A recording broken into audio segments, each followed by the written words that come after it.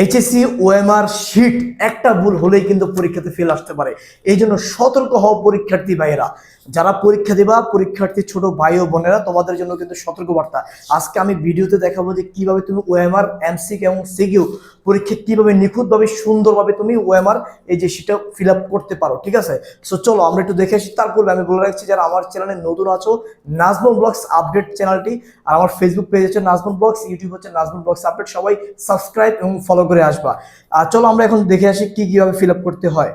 তো প্রিয় শিক্ষার্থী ভাই ও বোনেরা, তোমাদের জন্য সরাসরি নিয়ে আসলাম। দেখতে পাচ্ছ যে ওএমআর এমসিকিউ এবং সিকিউ, ঠিক আছে, দুইটাই আছে আমার কাছে। তো আমি এখন ফার্স্টে দেখাবো তোমাদেরকে। এই যে এই ফার্স্টে যেটা দেখতে পাচ্ছ এটা হচ্ছে সিকিউ। তুমি সৃজনশীল যখন লিখবে তারপর হচ্ছে সিকিউ। শুরুতে আমি দেখাই দিচ্ছি তোমাদেরকে এখানে কি থাকবে। এই যে শুরুতে কিন্তু এখানে থাকবে এসএসসি, এইচএসসি এবং হচ্ছে ডিআইবিএস পরীক্ষা। ঠিক আছে, তুমি তুমি যেহেতু এইচএসসি পরীক্ষা দিয়েছো এখানে টিক দিবা এইচএসসি। আর এখানে হচ্ছে তুমি কত সালে পরীক্ষা দিচ্ছ, ধরো 2025। ঠিক আছে, তো তুমি হচ্ছে 2025 এখানে ফিল আপ করবা। এরপর এখানে দেখতে পাচ্ছ যে এই যে ঘরগুলোতে তুমি কোনো টাচ আপ করবে না। এখানে আবার দেখতে পাচ্ছ যে এই যে এসএসসি, এইচএসসি আর ডি আইবিএস। তো এখানে তুমি এইচএসসি যেটা আছে এটাতে হচ্ছে তুমি বৃত্ত ভরাট করবা। এই যে সুন্দরভাবে বৃত্তের বাইরে যাতে তোমার এই কলমের ইয়েটি না যায়। ঠিক আছে, বৃত্তের ভিতরে যত সুন্দরভাবে ফাঁকাও যাতে না থাকে, খুব সুন্দরভাবে হয়। এরপরে হচ্ছে তোমার রোল নাম্বার। তোমার রোল নাম্বার হচ্ছে এখানে 606 ডিজিটের একটা রোল নাম্বার বসিয়ে দেবে। ধরো 25, হ্যাঁ 26 এবং হচ্ছে 27। হ্যাঁ, আমি এটা দিলাম। এখন তুমি যেটা করবা সেটা হচ্ছে যে এখানে আগে সবগুলা রেজিস্ট্রেশন নাম্বার ধরো 1 2 1 0 1 3 5 6 7 8 9 আর হচ্ছে 0। হ্যাঁ, এদের একটা রেজিস্ট্রেশন নাম্বারটা, এটাকে সুন্দরভাবে কি করবা, এটা আগে লিখবা। লেখার পর হচ্ছে ধরো অনেকের কনফিউজ থাকে যে ফার্স্ট টাইম প্রথম পরীক্ষা দিতে যাচ্ছে, হাত কাঁপাকাঁপি হতে পারে, সেই জন্য আগে কি করবা, এই যে 2, এই 2 এর জায়গায় হালকা একটা বৃত্ত দিবা, তারপর 5 এর জায়গায় এবার ধরে একটা ডট দিবা। ঠিক আছে, যাতে তোমার চিনতে বুঝতে অসুবিধা হয়, এই জন্য হচ্ছে তারপর 2 এর জায়গায় ডট দিবা, তারপরে 6 এর জায়গায় ডট দিবা, তারপর হচ্ছে 2 এর জায়গায় ডট, তারপর হচ্ছে 7 এর জায়গায় ডট। এভাবে দেওয়ার পরে এরপরে তুমি ইজিলি ভাবে আস্তে আস্তে এই যে এইভাবে ধরে এক এক করে সুন্দরভাবে বৃত্তটি ভরাট করে ফেলো সুন্দরভাবে, যাতে বেশি বাইরে না যায়, বৃত্তের ভিতরে থাকে। প্রপারলি ভাবে আস্তে ধীরেই করো। তুমি কিন্তু একটা টাইমিং পাবা হচ্ছে বৃত্ত ভরাট করার জন্য। এটা খুবই ইম্পর্টেন্ট। এটা যদি 19 বিষয়, তাহলে তোমার রেজাল্ট কিন্তু ফেল আসতে পারে। So be careful.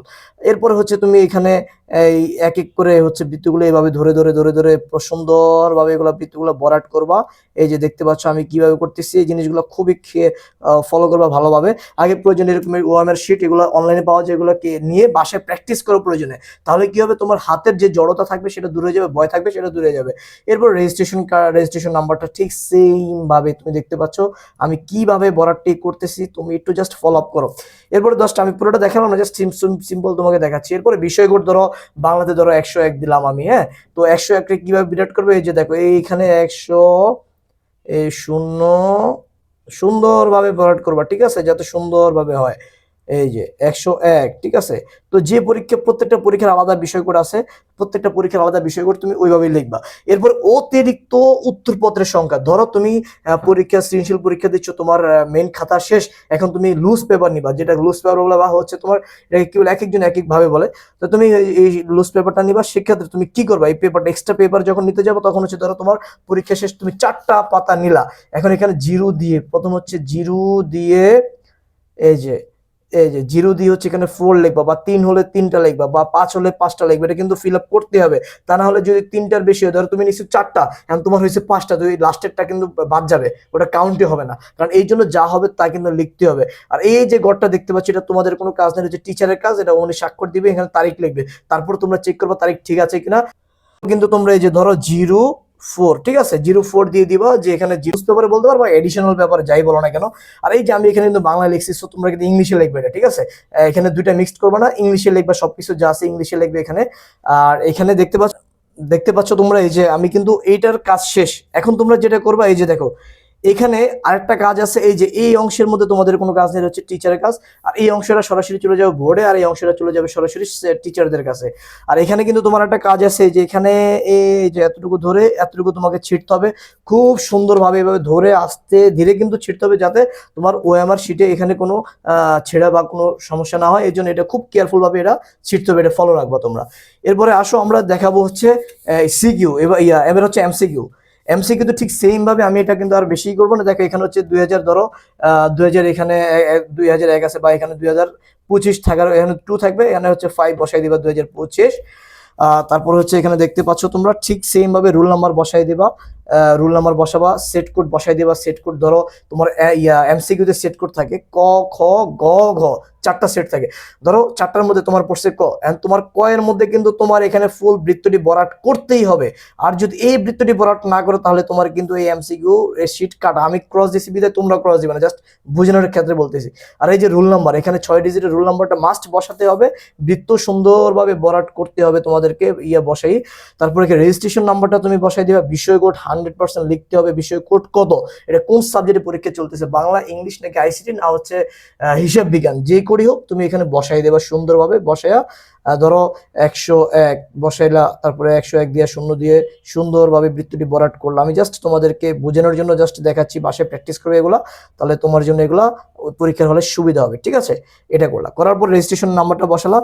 এরপরে এটা এখানে যা করবে সব থেকে গুরুত্বপূর্ণ ইস্যু হচ্ছে এখানে দেখো, অনেকে এখানে ভুল করে থাকে যে অনেকে এই যে ক নাম্বার ধরো 1 এর ক, হ্যাঁ 1 এর অ্যান্সার হচ্ছে ক, এখন আমি ক এখানে লিখলাম, এখন 2 এর মধ্যে খ, এখন হঠাৎ করে মনে হলো না এটা তো খ হবে না, এটা তো গ হবে, তখন আমি কি করলাম গ এ আবার টিক দিলাম। বাহ, কিন্তু এটা একটা মানে গাধার মতো কাজ, এই কাজ কখনো করবো না। তাহলে ক্রস, মানে এটাতে একটা দিবা যদি হয় হবে, না হলে নাই, কিন্তু 2টা দিলে একদম ক্রস, কোনো নাম্বারই পাবা না। এবার হচ্ছে 3, এই জন্য বলতেছি একটা অ্যান্সার একটাই দিবা, কিন্তু ভেবে চিন্তে দিবা, কিন্তু বেশি টাইমই নিব না, কারণ এত টাইম থাকে না। শর্ট টাইমের মধ্যে দেখবা শিওর হয়ে অ্যান্সার হয়ে দেন হচ্ছে তুমি এগুলো ফিল আপ করবা। এরপর একটা জিনিস দেখাচ্ছি তোমাদেরকে, সেটি হচ্ছে সর্বশেষ, এই যে দেখতে পাচ্ছ এখানে বিশেষ দ্রষ্টব্য, কোনো প্রকার সিল মোহর দেওয়া নিষেধ। নিয়মাবলী 1 নম্বর, বৃত্তাকার ঘরগুলো এমনভাবে ভরাট করতে হবে যাতে এগুলোর ভিতরে লেখাটি দেখা না যায়। ঠিক আছে, ভিতরে যে ফাঁকা আছে এটা যাতে দেখা না যায়। এই যে সঠিক হচ্ছে এটা একদম সুন্দরভাবে বৃত্তটি সঠিক পদ্ধতিতে ভরাট করতেই হবে, আর এইভাবে দিলে কিন্তু ভুল ক্রস হবে।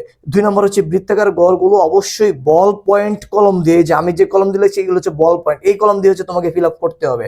3 নম্বর আসে উত্তরপত্রে কোনো অবাঞ্ছিত দাগ দেওয়া যাবে না। উত্তরপত্রে অনেকে এইভাবে টিক দেয় বা এই করে, এইগুলো ভুলেও করা যাবে না, সো বি কেয়ারফুল, এগুলো করলে কিন্তু খাতা একদম বাতিল হয়ে যাবে। 4 নম্বর, উত্তরপত্রটিতে কোনো অবস্থাতেই ভাঁজ করা যাবে না, যে অনেকে এইভাবে ভাঁজ করে কলমেই করে, এগুলো ভুলেও করবা না, করলে কিন্তু শেষ। তারপরে 5 নম্বর, পরিষ্কার পরিচ্ছন্ন ও ভাঁজবিহীন উত্তরপত্র মেশিনে মূল্যায়নের জন্য অপরিহার্য, যেগুলো মেশিনের মাধ্যমে কিন্তু এগুলো রেজাল্টগুলো বের করায়, তখন এই জন্য ভাঁজ করা থাকলে তখন এটা কিন্তু বের করতে অনেক অসুবিধা হতে পারে, এই জন্য কেয়ারফুল থাকবা।